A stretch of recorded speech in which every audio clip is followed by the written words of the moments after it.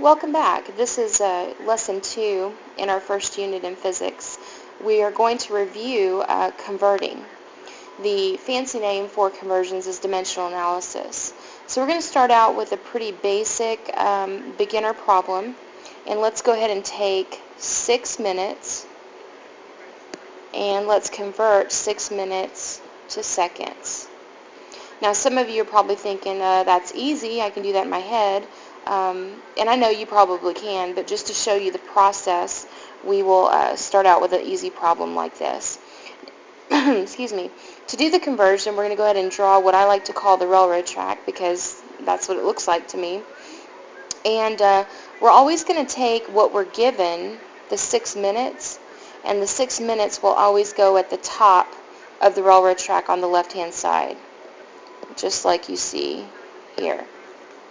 Now, we're going to leave this bottom area right here that I'm shading in. That's going to stay empty. Later on, I'll show you an example where you actually will put something there, but for this particular example, we're going to go ahead and leave that space empty. Now, you want to take the unit, minutes, and you always bring it down diagonally, okay? And we know that we're going to be converting from minutes to seconds, so seconds is going to go on top. Now, if you look at the top of the screen, you can actually see a list of conversion factors, and right here is the conversion factor that 60 seconds is equal to 1 minute. Most of us already know that. Now, before you do any kind of calculations, you need to check yourself and make sure that you've set everything up properly. If you set everything up properly, all the units will cancel out except for what you're looking for, which in this case is seconds. So minutes divided by minutes cancels out. So you can grab your calculator and go ahead and solve, and you should come up with 360 seconds. Okay, see you in the next example. Okay, we just saw a very basic example of dimensional analysis. Let's take it a step further. Now, notice this table at the top. This table will be provided to you on all quizzes and tests for the first 2 weeks of physics, after which I will tell you the specific conversions that you need to know, and I will also allow you to write them on your formula sheet, so please don't stress out about that. Let's go ahead and do another example.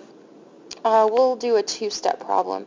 Let's take 100 kilometers, and we're going to convert that to centimeters. Now, when you were in chemistry, you probably learned something about kangaroos and umbrellas, I don't know, but a way to just move decimals to the left and to the right. I don't teach it that way in physics because a lot of times we're going to be converting from the English system that we use in America to the metric system, which is what's used in science. And moving the decimal just does not work. So let's go ahead and perform this conversion using dimensional analysis. Go ahead and draw your railroad track. And we should remember from the previous example that the given 100 kilometers is going to go at the top of my railroad track. Underneath it, it's going to be blank. Next step, I take the units, kilometers, and I bring them down diagonal. Now, if you look up at the conversion factors, you don't have a conversion factor for kilometers to centimeters. But what you do have is you have right here, 1 kilometer equals 1,000 units. Now, the word unit can represent either the meter, the liter, or the gram. You should remember this from chemistry. So therefore, that conversion factor tells me that 1 kilometer is equal to 1,000, what is it? Meters. Okay? And I know that so far I have everything set up correctly because my kilometers cancel out. Next step, take the meters, bring it down. And there I'm going to go from meters to centimeters. We're going to go back to our conversion factor, and we see right here that 100 centi equals 1 unit. That means 100 centimeters equals 1 meter, 100 centiliters equals a liter, and 100 centigrams equals a gram, just like before. Meter, liter, and gram. Those are your base units. So 1 meter equals 100 centimeters. Before we grab our calculator, we're going to go ahead and make sure everything cancels out except for centimeters, and that's how we know we did it correctly. Go ahead, grab your calculator, and let's see if you get what I get. Alright, depending on how your calculator is set up, you will either get the answer 1 times 10 to the 7th power centimeters, do not forget your units, or a 1 with 7 zeros. Wish that was my bank account. Alright, stay tuned for the next example. Alright, in this example, we're going to do a conversion from the English system to the metric system. And let's do 5 feet, and we're going to convert that to, let's do meters.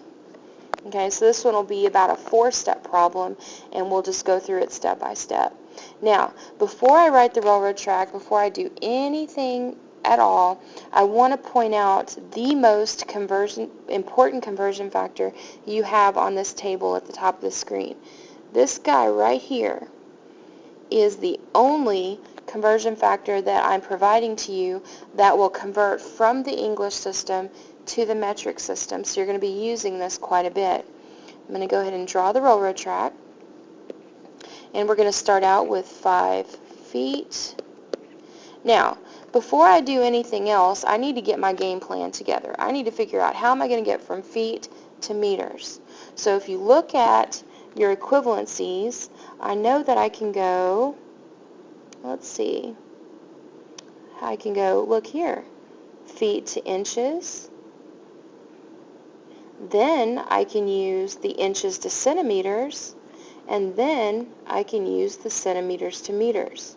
So our game plan is going to be feet to inches, inches to centimeters, and then centimeters to meters. So you really want to get your game plan together first before you start setting up the railroad track.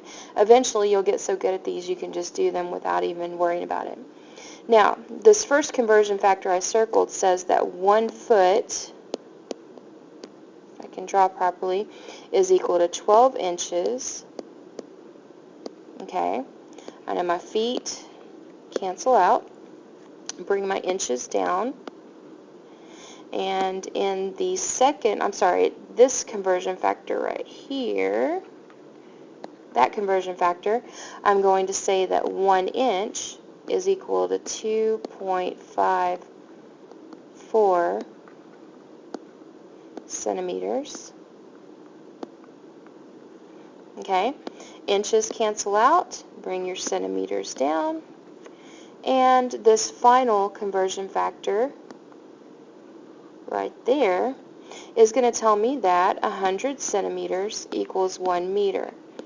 The benefits of bringing your unit down before you look for the numbers will keep you from flip-flopping and inverting your numbers and thus getting an incorrect answer. Now, to get the correct answer in this problem, you're going to need to multiply 5 times 12 times 2.54, hit enter, and then divide by 100. You don't have to worry about the ones. Go ahead and do that and let's see what you get.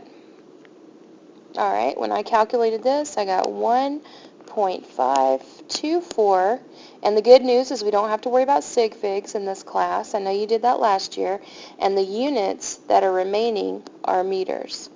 So, there is 1.524 meters in 5 feet. Okay, here we go for the last example of today's lesson. We're going to do a multiple step conversion.